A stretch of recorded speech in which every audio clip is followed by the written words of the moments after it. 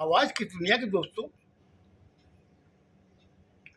जब लड़की की माँ ने उनसे हाथ जोड़ के जो गुजारिश की कि हम 2-4 दिन के लिए अपनी बेटी को ले जाना चाहते हैं, काफ़ी बात होने के बाद में जब लड़के के बाप ने कहा कि नहीं, हमें कोई शिकायत नहीं है, कोई हमें इनकार नहीं है, आप आराम से ले जाओ। और जब उसने रामू से कहा कि बहू को कह देना 2-4 दिन के लिए कपड़े डाल ले और चली जाए, मम्मी पापा उसके इंतजार कर रहे हॉल में। इतनी देर में ही लड़के की माँ तुरंत उठी, जाते समय अपने पति को कहा कि मैं बहू को बता देती हूँ और उससे बात भी कर लूँगी कि 2-4 दिन से ज़्यादा नहीं रुके वहाँ पर। बोले अपनी माँ और बाप के पास जा रही है, 2-4 दिन की जगह 7 दिन 8 दिन भी हो जाएंगे तो क्या सुविधा है, तुम इतना चिंता क्यों करती हो? अपने घर में नौकर चाकर है तो शादी के पहले भी तो वो लोग काम करते थे, नौकर चाकर, उससे हम लोगों ने। अब बहू आने के बाद में क्या वही सब कुछ करेगी क्या? अरे हमने तुम्हें इनसे क्या कहा था कि हम बहू नहीं लेके जा रहे, बेटी लेके जा रहे हैं, तो हमें भी तो उसको वैसा ही सम्मान देना पड़ेगा। जाने दो। बोले ठीक है, मैं आती हूँ। इतना कह के वो लड़के की माँ बहू के कमरे में गई। जाके उसने उससे क्या बात की, नहीं की और कितनी देर बात की, जहाँ तक ख्याल है कि उसको 10 मिनट लगे। फिर बाद में वो बहू को लेके बाहर आई। बहू के हाथ में एक छोटी सूटकेस थी और हॉल में लेके आई। बोले बहू, तुम्हारी मम्मी पापा तुम्हें लेके जा रहे हैं तो बेटा बड़े सलीके से वहां रहना। इतना कहना था। लड़की की माँ थोड़ी सी उसको तकलीफ हुई। खैर उसने उस चीज को उसका मतलब कोई रिएक्शन नहीं किया। और ये चीज लड़की के बाप को भी थोड़ी तकलीफ हुई कि सलीके से रहना का मतलब क्या हुआ, लेकिन उसने भी कोई रिएक्शन नहीं दिया। वो लोग उठे, हाथ जोड़ के लड़के के बाप लड़के की माँ से हाथ जोड़ विनम्र करके लड़की को लेके बाहर आ गए। बाहर आने के बाद में वहाँ उन्होंने एक टैक्सी की। टैक्सी करने के बाद में अपने घर आ गए। घर आ गए तो लड़की को कहा कि बेटा तुम अपने कमरे में चली जा, थोड़ा रेस्ट कर ले। वो टीची ली, अपने कमरे में जब जाने लगी तो माँ ने कहा कि बेटा जैसा तू तेरा कमरा छोड़ के गई है ना, वैसा ही है ये, वही उसी तरीके से कोई भी चीज़ हमने इधर उधर नहीं की है, तू जाके संभाल ले अपनी सारी चीज़ें। उसने कोई जवाब नहीं दिया, चुपचाप वो अपने कमरे में चली गई। कमरे में जाने के बाद में उसने गेट बंद कर दिया, करके वहां बैठ गई। उस समय दोपहर के 1 बजे थे। शाम के जब 7 बजे तो लड़की की माँ खाना वगैरह सब बना चुकी थी और उसने आवाज दी कि बेटी बाहर आ जा, तेरे पापा भी इंतजार कर रहे हैं तुम्हारा, आ जाओ डाइनिंग टेबल पर खाना वाना खा लेते हैं। उसे तुरंत दरवाजा खोला और डाइनिंग टेबल पे आके बैठ गई। इधर में लड़की का बाप उसको देख रहा और फिर वो अपनी पत्नी सुलोचना को देख रहा है, फिर अपनी बेटी को देख रहा है।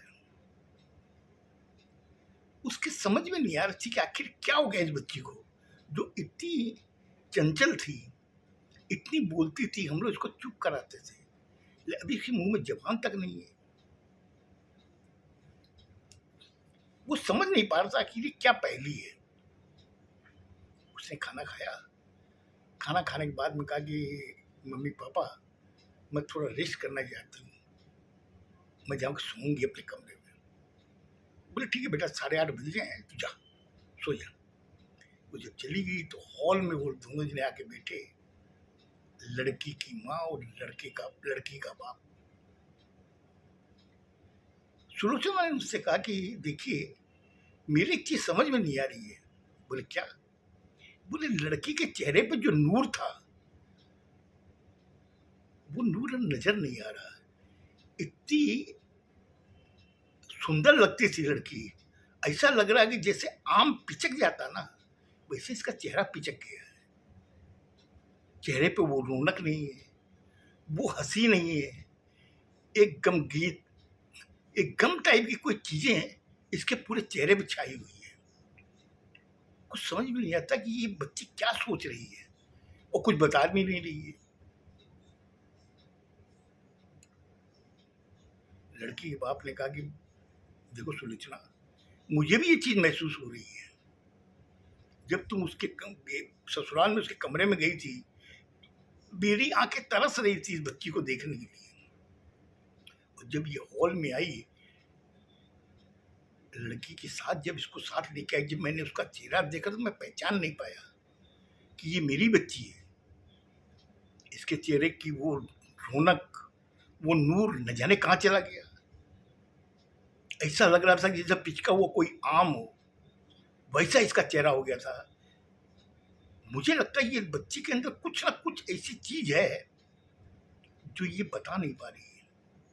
और सुलोचना, मैं तुम्हें ये जिम्मेदारी दे रहा हूं, तू पता लगा आखिर क्या वजह है, ये बच्ची क्यों इतनी चुप है और क्यों गमगीन है।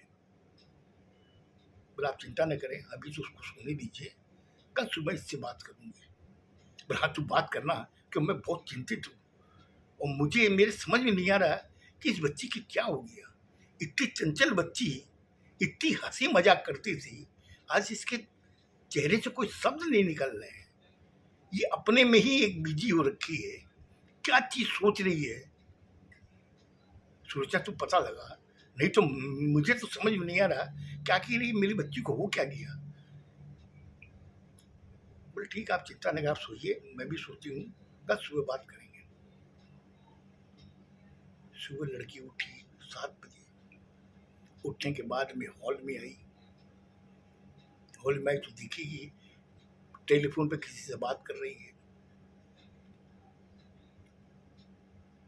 लड़की का बाप रात भर उसको नींद नहीं आई। वो जब आया हॉल में तो देखा कि उसकी बेटी किसी से बात कर रही है। वो आके सोफे पे बैठा, बेटी क्या बात है, किससे बात कर रही हो?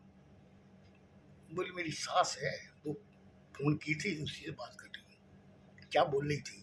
नहीं, इसे ही पूछ रही थी कैसी हो, कोई तकलीफ तो नहीं है ना, अगर तकलीफ हो तो तू आ जा यहाँ पर। तो मैंने कोई जवाब नहीं दिया।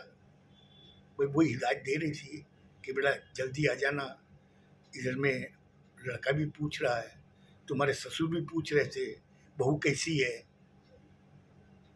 बड़ा अच्छा, बात बात गई। इतनी देर में सुलोचना आगे चाय लेकर के 3 कप लेके आई, एक लड़की को दी, एक अपने पति को दी, खुद लेके बैठी। बैठने के बाद के अंदर की बोले क्या बाप बेटी में बातें हो रही थी। बोले नहीं नहीं, इनकी सास का फोन आया था, वो पूछ रही थी कि कैसी है, कोई तकलीफ तो नहीं है पियर में, वही सब बता रही थी। बोले अच्छा। तो उसने कहा कि बेटी एक काम करना, तो कल भी 1 बजे आ गई थी दोपहर में, उसके बाद में सारे दिन तो कमरे में रही और रात में डाइनिंग टेबल पर खाना खा के फिर अपने कमरे में चली गई। तो एक काम कर, आज नहा धो करके अपनी सहेलियों से मिलिया, उनसे बातें कर। तुम्हारी जो पक्की जो सहेली है ना सरला, वो भी हमसे पूछ रही थी कब आएगी कब आएगी, जाके मिल ले उससे, या तू कहो तो मैं उसे यहाँ बुला लूँ। वो कुछ देर अपनी मम्मी को देखती रही, देखने के बाद में नहीं मम्मी मैं चली जाऊँगी। बोले ठीक है बेटा, तू नहा धो ले और फिर खाना खा के थोड़ा वहाँ चली जाना, घंटा 2 घंटा जाएगी, तेरा मन भी बहलेगा, तुम्हें अच्छा भी लगेगा। इतना कह करके वो अपने काम में लगी, चली गई किचन में। इधर में लड़की का बाप अपने काम में व्यस्त हो गया। लड़की कुछ देर तो हॉल में बैठी रही, फिर वो नहा धो करके और खाना खा ली। खाने के बाद बोले बेटा तू जाएगी क्या? बोले हाँ मम्मी, मैं थोड़ी सरला से मिल के आती हूँ। बोले जा बेटा। तो चली गई, वो सरला से मिलने चली। इधर में लड़की की माँ सोच रही है कि ये अपनी सहेली से मिलने जा रही है, आने के बाद में पता चलेगा। इसके चेहरे के हाव भाव से मैं पहचान लूँगी, क्योंकि मैंने इसे 9 महीने अपने पेट में रखा। मैं इसकी एक-एक रग से पहचानती हूँ इसको। कहीं न कोई इस लड़की को तकलीफ़ है, लेकिन ये मुझे बताना नहीं चाहती। हो सकता है अपनी सहेली को बतावे। ये सोच कर के वो उसका इंतज़ार करने लगी। शाम को 7 बजे लड़की घर में आई। उसने अपनी बेटी को देखा, बोला मेरी बेटी सरला से मिली? बोला हाँ मम्मी, उनसे बातें की, थोड़ा अच्छा लगा मुझे, मन भी थोड़ा मेरा बहला। बोला बेटा बहुत अच्छा है, एक काम करना कल उसे यहाँ बुला लेना। बोला मम्मी आप बोले नहीं, उसके पहले ही मैं उसको बोल दी हूँ कि कल तुम मेरे यहाँ पे आ जाना। तो मम्मी थोड़ा अच्छा वगैरह है, कोई चीज़ बना लेना ताकि हम लोग दोनों सहेलियाँ बैठ के खाएंगे और गप मारेंगे। उसका जो चेहरा देखा उससे ये लगा कि कुछ उसके फर्क है। उसने कहा ठीक है बेटा चिंता मत कर। वो बोली मम्मी मैं थक गई हूँ, मैं अपने कमरे में जाती हूँ। बोला हाँ बेटा चल जा। उसके बाद में उसके पापा आए, सुलोचना को पूछा क्यों, कैसा रहा आज का? बोला देखो आज का ठीक तो लग रहा है, अपनी सहेली से मिल के आइए, कुछ इसका दिमाग सही हुआ है। और बाकी जब कल सरला जब यहाँ आएगी इसकी सहेली, मैं उससे बात करूंगी। बोले मैंने तुम्हें जिम्मेदारी दी तो पता लगा आखिर वजह क्या है, क्यों ये लड़की मुरझाई सी हो गई है, जो एक खिले हुए फूल की तरह थी आज ये मुरझा रखी है, आखिर वजह क्या है? उसके बाद कल सरला जब आई, उसकी माँ ने अपनी बेटी की सहेली से क्या पूछा और उसने क्या कहा, ये चीजें मैं आपको कल बताऊंगा। खुश रहो, स्वस्थ रहो, धन्यवाद।